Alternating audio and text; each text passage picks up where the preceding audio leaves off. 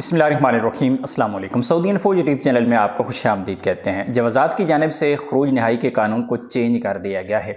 Changing क्या है वो भी आपको बताता हूँ, लेकिन उसके बाद बहुत सारे ऐसे मसाइल हैं, बहुत सारी ऐसी चीज़ें हैं, बहुत सारे ऐसे सवालात हैं जो बाद में जन्म ले चुके हैं। तो उनके सवालात भी मैं आपको दूंगा, या नॉर्मल रूटीन में बहुत सारी चीज़ें आपको ज़रूरत पड़ती हैं। वो क्या क्या है, मसलन हम बात करेंगे नए कानून के बारे में कि खरूज नहाई का नया कानून क्या है। इसी तरह खरूज नहाई के बाद अगर आप नकल कफ़ाला लेना चाहते हैं उसका तरीका क्या होता है। खरूज नहाई के बाद आप सऊदी अरेबिया में कितना अरसा स्टे कर सकते हैं। खरूज नहाई के लिए पासपोर्ट की मुद्दत कितनी होनी चाहिए। इसी तरह खरूज नहाई की फ़ीस कितनी है। खरूज नहाई कैंसिल करने की फ़ीस कितनी है। अगर खरूज नहाई आपका एक्सपायर हो जाता है तो फिर उसका क्या तरीका है कैंसिल का, उस पर फ़ाइन कितना है। और इसी तरह अगर आपने पासपोर्ट तजदीद करना है तो फिर पासपोर्ट को तजदीद आज के दौर में आपको कैसे करना चाहिए, कौन कौन सी मुश्किलात इस वक्त आ सकती हैं, नकल मालूमात के हवाले से कौन सी एक गलती आपने नहीं करनी, बहुत सारी चीज़ें हैं। इसी तरह आप बैरून मुल्क हैं, सऊदी अरबिया से बाहर हैं और छुट्टी पर हैं तो उस दौरान अपना इकामा तजदीद करना चाहते हैं या आप छुट्टी तजदीद करना चाहते हैं तो उसके बारे में जवाज़ात का क्या कहना है, ये सारी की सारी चीज़ें इंशाल्लाह आज की इसी वीडियो में क्लियर होंगी। तो आगाज़ कर लेते हैं सबसे पहले कि जवाज़ात की जानिब से जो नया कानून खरूज नहाई का दिया गया है। पहले ये था कि आपका इकामा अगर एक दिन भी बाकी होता था तो आपका खरूज लग जाता था। अभी जो नया कानून चेंज हुआ है वो ये हुआ है कि इससे पहले खरूज नहाई जब भी आपका लगता था, आपका इकामा एक दिन का वैलिड है, आपकी कंपनी कफील आपका खरूज नहाई लगा देते थे और उसके बाद फिर आप 60 दिन सऊदी अरेबिया में स्टे कर लेते थे। लेकिन अभी ये कानून मुकम्मल तौर पर चेंज हो चुका है। इसमें आज़ाद वीज़ा वाले जो लोग हैं उनका क्या नुकसान है और कंपनी वाले लोगों का क्या फ़ायदा है वो भी मैं आगे चल के बात करूँगा। तो कानून ये है कि अभी अगर आपका इकामा 30 दिन या इससे ज़्यादा बाकी है तो आपका खरूज नहाई लगेगा, अदरवाइज़ आपका खरूज नहाई नहीं लग सकता। अगर इकामा 30 दिन से कम वैलिड है, कंपनी चाहे भी, कफील चाहे भी तो वो आपका खरूज नहाई नहीं लगा सकते अगर इकामा 30 दिन से कम है तो। इसी तरह दूसरी जो चीज़ इसमें बताई गई है कि आपका खरूज नहाई लग गया, फॉर एग्जांपल आपका इकामा 35 दिन बाकी था और आपकी कफील कंपनी ने खरूज नहाई लगा दिया तो आप सऊदी अरेबिया में 35 दिन स्टे कर सकते हैं, इससे ज़्यादा नहीं। जो पुराना कानून था 60 दिन वाला कि आपका खरूज लग गया फिर 60 दिन सऊदी अरेबिया में स्टे कर सकते हैं, इकामा एक्सपायर भी हो जाए तब भी कोई मसला नहीं है। लेकिन अभी कानून मुकम्मल तौर पर चेंज हो चुका है। अभी आप मैक्सिमम स्टे कर सकते हैं अपने इकामा की एक्सपायरी तक। इसी तरह अगर किसी बंदे का इकामा 4 महीने या 6 महीने बाकी है और उसकी कंपनी कफील ने उसका खरूज नहाई लगा दिया तो ऐसी सूरत में वो मैक्सिमम जो स्टे है वो 60 दिन कर सकता है। 3 सूरतें हैं, आपका खरूज 30 दिन इकामा बाकी हो तब लगेगा, खरूज लगने के बाद आप 30 दिन स्टे कर सकते हैं।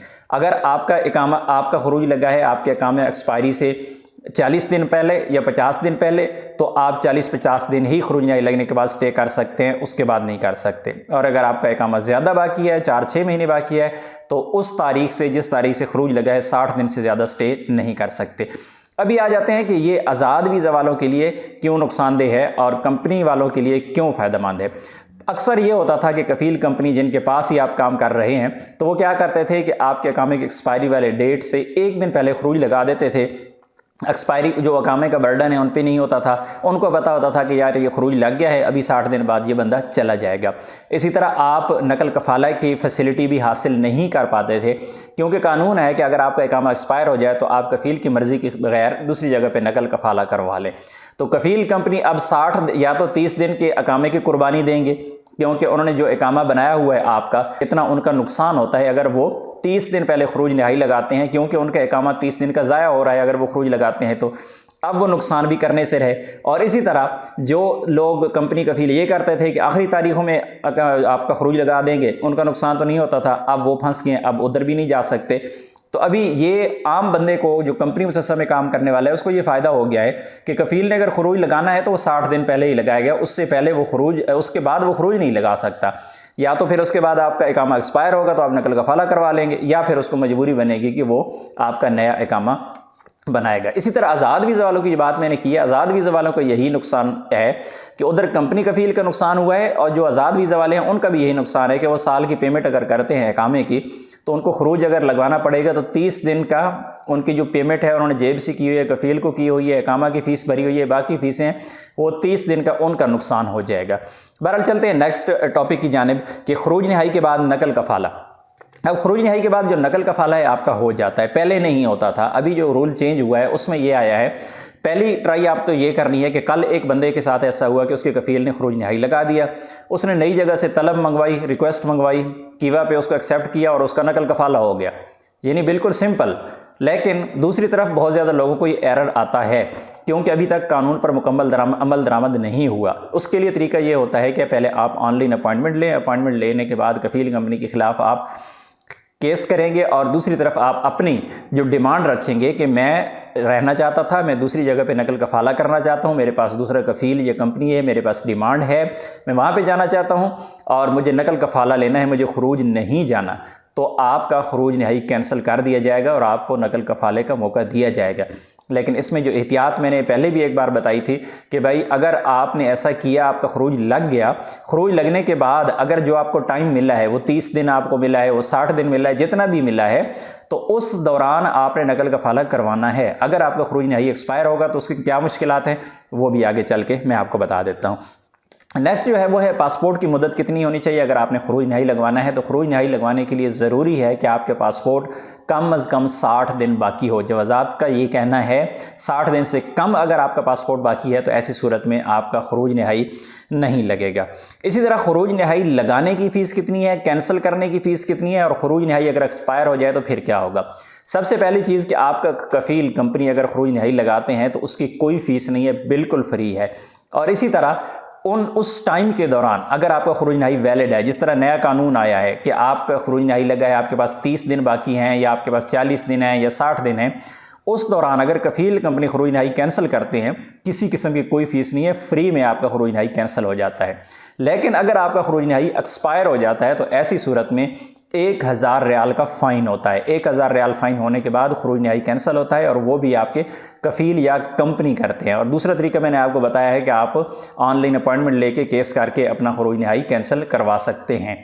इसी तरह अगर आपका खरूज नहाई एक्सपायर हो जाता है तो ये बहुत बड़ा मसला है, इसलिए कोशिश किया करें कि खरूज नहाई एक्सपायर ना होने दें, क्योंकि खरूज नहाई एक्सपायर हो गया, उधर से इकामा एक्सपायर हो गया तो फिर बड़ा मसला ये बन जाता है कि कफ़ील आपका खरूज नहाई कैंसिल करना भी चाहता है, 1000 रियाल देने को आप भी तैयार हैं, लेकिन साथ में इकामा एक्सपायर हो गया तो फिर इकामा भी बनाना पड़ेगा, तो ये एक बड़ी मुश्किल है। उसके बाद आ जाते हैं कि आपके पासपोर्ट को आपने तजदीद करना है। तजदीद करने के लिए आप कोशिश करें कि आपका नया पासपोर्ट बनाएं। अगर पहले से पासपोर्ट आपका एक्सपायर हो रहा है, 6 महीने पहले आपको पता है कि मेरा पासपोर्ट 6 महीने बाद एक्सपायर हो रहा है, तो उसे अभी से करवा लें। कुछ लोगों को इमरजेंसी ज़रूरत पड़ जाती है, वो पासपोर्ट पे फिर स्टैंप लगवा लेते हैं 1 साल वाली। जो 1 साल वाली स्टैंप है आजकल जवाज़ात में उसकी नकल मालूमात नहीं हो रही, बहुत मुश्किल से हो रही है, अंदर खाते हो रही है, लेकिन वो फिर लोग बहुत ज़्यादा पैसे चार्ज करते हैं। तो बेहतर तो ये है कि आप उस तरफ ना जाएं, कोशिश किया करें कि टाइम से अपना पासपोर्ट बना लिया करें।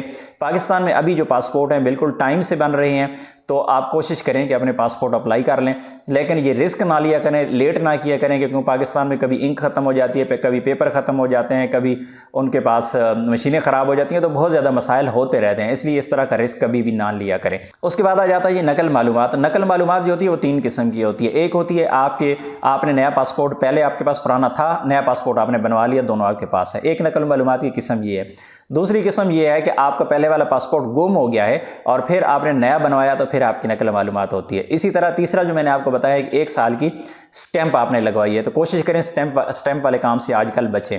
बहरहाल नकल मालूमात का अगर आपको मसला है तो आप हमें कॉन्टैक्ट कर सकते हैं, व्हाट्सएप कर सकते हैं। उसके बाद आ जाता है कि आप छुट्टी गए और छुट्टी के दौरान आप इकामा बढ़ाना चाहते हैं, आप छुट्टी बढ़ाना चाहते हैं, तो बिल्कुल आपका इकामा भी बढ़ सकता है, आपकी छुट्टी भी बढ़ सकती है, आपका कफ़ील बढ़ाएगा।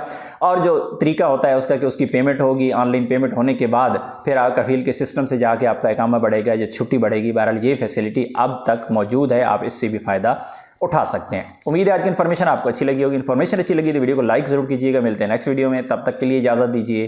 अल्लाह हाफिज़।